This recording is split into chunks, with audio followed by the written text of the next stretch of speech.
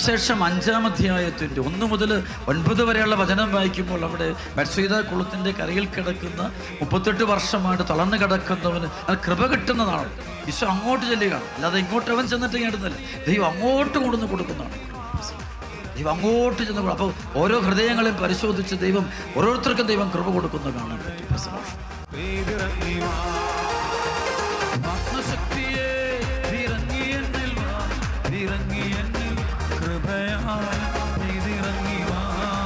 ഒരുപക്ഷെ അവൻ്റെ കൂടെ ഉണ്ടായിരുന്ന പലരും സുഖശാന്തി കിട്ടിയില്ലെങ്കിൽ അവൻ എഴുന്നേറ്റ് വിട്ടുപോയിട്ടുണ്ടാവും. പക്ഷെ ഇവൻ അവിടെ കിടന്നുറങ്ങി.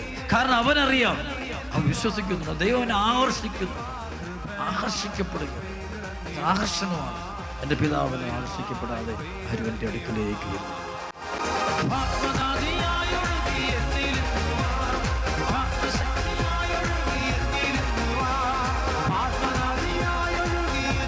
ഈ ധ്യാനം കൊടുക്കൊണ്ടിരിക്കുമ്പോൾ ഒരുപാട് പേർക്ക് കൃപ കിട്ടും. ദൈവവിളികൾ കർത്താവ് കൊടുക്കുന്ന കാണാൻ പറ്റും.